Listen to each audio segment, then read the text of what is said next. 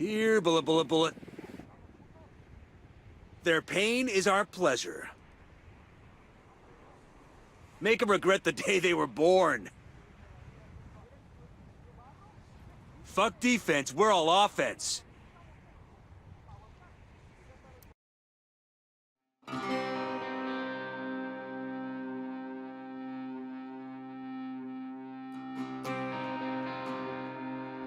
Hi, I'm Laura Caudry and I'm the community developer in Ghost Recon Wildlands. We're currently in our second year of live content at Ghost Recon Wildlands, and this year we're holding 4 special operation title updates. And each of these updates is based on a very strong central theme upon which we deliver new PvE and PvP content for our players. I'm Lucien Solban, I'm the lead writer on Rainbow Six Siege, and it's my responsibility to help develop the characters, oversee the creation of new characters, the maps, the settings, and basically putting everything together in a narrative structure. For Special Operation 2, we were thrilled to be able to work with the Rainbow Six Siege team, as we knew that this was a theme and a crossover that our players would really enjoy. I think the really great thing about working with the Ghost Recon team was not only the respect that they showed for our operators, but just seeing Ghost Recon and Rainbow Six sharing the stage, 2 worlds just combined. It was kind of like the realization of an inner geek moment. The reason why you get into video games are for like these little moments where you can just have fun with the characters that that you're putting so much work into. To merge 2 different brands into one scenario, you need to follow a specific narration process. We regularly exchanged between the Paris and Montreal studios to see which operators we wanted to bring into the Wildlands and whose backstory we wanted to explore further. They kept us in the loop in terms of what they wanted to do. There was constant feedback. They were sending us their scripts, their intentions. In addition to this, sound, animation and character design teams shared assets and feedback all the time with each other. So both teams paid great attention to the sound design with Kavira's Lucen gun and our PvP class Surgeon's weapon.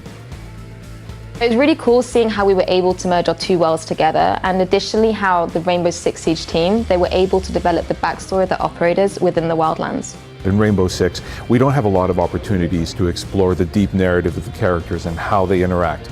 So when Ghost Recon gave us this possibility of working with having Kavira and Valkyrie there, we sort of were able to play a lot more with who the characters were and a deeper part of their backstory. When we started discussing with the Rainbow Six team about which operator we wanted to explore, it was super easy to decide.